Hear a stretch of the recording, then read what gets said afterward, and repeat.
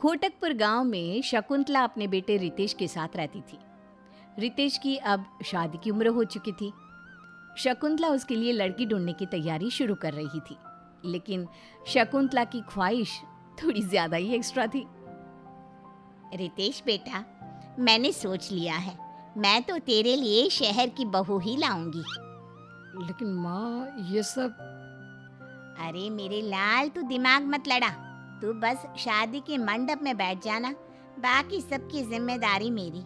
बहुत इतराती है ना गांव की आस पड़ोस की औरतें, मेरी बहू ऐसी है, मेरी बहू वैसी है, ये वो। अब देखना, अपनी इज्जत को बढ़ाने के लिए कैसे मैं एक शहर की बहू को लाती हूँ घर में। ठीक है माँ, वो बात तो समझ में आई, लेकिन आप एक शहर की बहू लाओगी कहाँ से? अरे कविता है ना, मेरे बचपन की सहेली, वो यहीं पर तो रहती थी, इसी गांव में। लेकिन जब वो 20 बरस की हो गई, तब उसके पिताजी को बड़ी नौकरी का बुलावा आया और वो शहर चली गई। उसी की बेटी है मानवी, उसके साथ तेरा ब्याह होगा। मैंने तो बात भी कर ली है और कल शगुन भी भेजूंगी। बचपन की सहेलियां शकुंतला और कविता एक दूसरे को मिलती हैं और दोनों परिवार आपसी सहमति से रितेश और मानवी का रिश्ता पक्का करते हैं और चंद दिनों में रस्मों रिवाजों से उन दोनों की शादी भी हो जाती है। शादी के बाद मुंह दिखाए के दिन गांव की सारी आस पड़ोस की औरतें शकुंतला के घर इकट्ठा हो जाती हैं। चल बहू, अब ना तो अपना ये घूंघट जो है ना, उसे ओढ़ ले और अपने मुंह को छुपा ले। छुपाऊं? लेकिन क्यों? मीन विन कुछ नहीं बेटा, तू वैसा कर जो मैं तुझसे कहती हूँ। अरे अगर तेरा चेहरा नहीं छुपाएगी तो कैसे करेंगे मुंह दिखाई है? शकुंतला मानवी के साथ हॉल में सबके सामने आती है।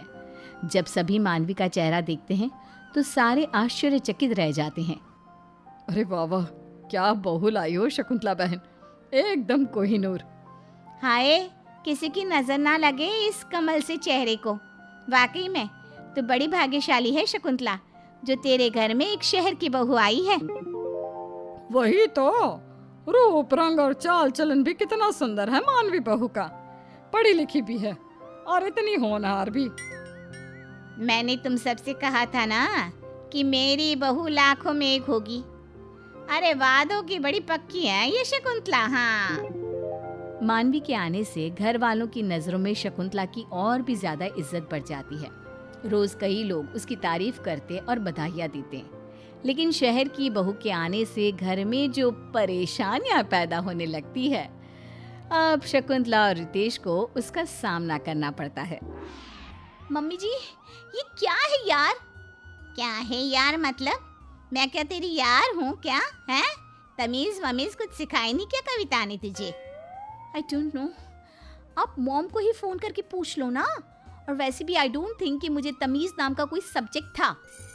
ओफो, अरे तमीज मतलब मैनर्स, वैल्यूज। ओह अच्छा, ऐसी बात है क्या? खैर ये सब छोड़िए। देखिए, मुझे ना अब कुछ अच्छा नहीं लग रहा है। एक तो ये डब्बा टीवी सेट, इस पे दिन में 10 बार केबल जाती है। ऊपर से घड़े का पानी पी पी कर तो मेरा गला खराब हो जाएगा। और देखो तो, मैंने एक बार सिलबट्टा यूज किया और उसकी वजह से मेरे हाथों में कितने छाले आ गए हैं। ऑलरेडी मेरी स्किन सुपर सेंसिटिव है और ये गर्मी, उफ, ढंग के पंखे तक नहीं है। बूढ़े हो गए हैं दोनों पंखे और रोज कुएं से पानी निकाल निकाल कर तो मैं थक गई हूँ। तो अब हम क्या करें? यही होता है गांव का जीवन। हाँ मानवी, अब इसके अलावा तुम्हें और क्या चाहिए? मैं जानता हूँ कि सब कुछ एडजस्टमेंट से भरा हुआ है, मुश्किल है, लेकिन इन सब के साथ जीने की आदत डाल लो ना। तभी मानवी गुस्से से चिल्ला पड़ती है। क्या? हरगिज नहीं, आप लोगों ने मुझे खरीद नहीं लिया है, समझे आप? देखो रितेश और मम्मी जी, आप भी, मुझे घर का रेनोवेशन करना है। इस ईंट पत्थर के घर को संगे मरमर का शीश महल बनाना है। मुझे फ्रिज चाहिए, केक बनाने के लिए ओवन चाहिए, एंटरटेनमेंट के लिए बड़ा टीवी सेट चाहिए, एसी और वाटर प्योरीफायर भी लगवाना होगा, और बाहर जो तबेला है ना, उसे भी वहां से हटाना होगा। अगर हम ये सब नहीं बदलेंगे तो गांव कभी नहीं बदलेगा। मानवी की मांगों को सुनकर शकुंतला और रितेश तो हैरान रह जाते हैं। अरे मानवी बहू, आज सुबह चाय की जगह कुछ और तो नहीं गटक लिया? ये कैसी बहकी हुई बातें कर रही है? और ये तेरी जो मांगे हैं ना, इन्हें हम कैसे पूरा कर सकते हैं? ना, हमसे ये ना हो पाएगा। अरे ऐसे कैसे नहीं हो पाएगा? आपको करना ही होगा। जमीन बेच दो, गहने बेच दो, जो करना है करो, लेकिन मुझे इस खटारा लाइफ को अच्छी और क्लासी लाइफ बनाना है। और अगर ऐसा नहीं हुआ ना तो मैं मायके चली जाऊंगी, शहर, अपने घर। अरे नहीं, ऐसा मत करो। अब मैं इंतज़ाम करता हूँ, तुम्हारी सारी मांगे पूरी होंगी। तुम बस थोड़ा वक्त दे दो।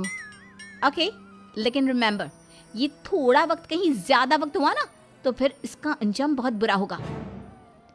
मानवी गांव में भरे बाजार में बाहर जाते समय वन पीस और वेस्टर्न कपड़े पहनने लगी, जिसे देखकर सभी उसकी निंदा करते और बुराई करते। अरे शकुंतला, कैसी बहू है तुम्हारी? सरेआम छोटे कपड़े पहनकर गांव में घूमती रहती है। तुम्हारी नाक काटने का पूरा बंदोबस्त कर रखा है तुम्हारी शहर से लाई बहू ने। हमें तो लगा कि शहर की बहू है, होनहार, एकदम हटके होगी, लेकिन ये तो तुम्हारी इज्जत की नैया पार करने पे तुली हुई है।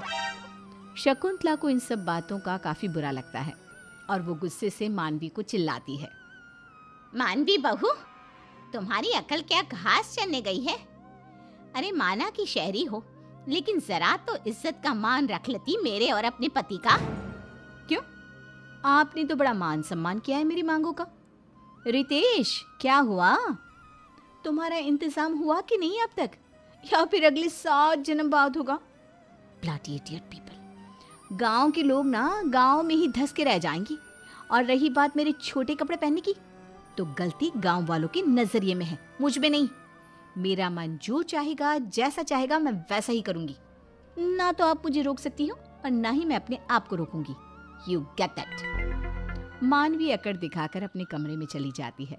शकुंतला और रितेश चिंताग्रस्त होकर एक दूसरे को देखते हैं। क्या सोचकर लाई थी इस कलमुही को यहाँ पर, और क्या से क्या हो रहा है? दिन प्रतिदिन मेरे सर का पारा हाई करती रहती है ये बहू। मैं भी तंग आ चुका हूँ। अब इस दलदल से कैसे बाहर निकले माँ? अब तो एक ही उपाय है बेटा। दिन ब दिन मानवी धीरे धीरे पूरे घर को बर्बाद करने लगती है और वो क्लेश के सिवा और कुछ नहीं करती। फिर एक दिन अचानक से रितेश और शकुंतला मानवी के सामने कुछ कागज रखते हैं। अरे ये क्या है? कौन से पेपर्स हैं? अपनी जमीन मेरे नाम कर रहे हो क्या? I knew. आप लोग हो भले ही गांव के, लेकिन पैसा तो जम के भरा पड़ा है आप लोगों की तिजोरी में। वेल, अपनी प्रॉपर्टी मेरे नाम करने के लिए thank you so much Ritesh and mummy ji. अरे बैल बुद्धि, जरा कागजों को हाथ में उठाकर तो देख, खड़े खड़े ही ख्याली पुलाव पका रही है। जब मानवी उन कागजों को अपने हाथ में उठाती है तब वो देखती है कि वो तो तलाक के कागजात हैं। ये क्या? रितेश, तुम मुझे तलाक दे रहे हो? हाँ मानवी, मुझे तुम्हारे साथ और नहीं रहना। तुम माँ की सहेली की बेटी थी। अरे ज़रा तो मान मर्यादा का पालन कर लेती। शहर की बहू हो तो क्या हो गया, शहरी अंदाज में ही गांव की दुनिया को अपना बसेरा बना लेती। लेकिन नहीं, तुमने वैसा नहीं किया। उल्टा तुम तो हमारी ज़मीन के पीछे और अपने स्टैंडर्ड ऑफ लिविंग के बलबूते हमें ब्लैकमेल करने लगी। पता नहीं क्या हो गया था मेरे दिमाग को, जो मैंने तुम्हें अपनी बहू बनाने का सोचा। लेकिन नहीं, आज तुमने मुझे ये सीख दे दी कि बहू चाहे गांव की हो या शहर की, जो लड़की अपनों को स्नेह, प्यार और इज्जत दे, वही एक सर्वगुण संपन्न बहू होती है। व्हाटएवर।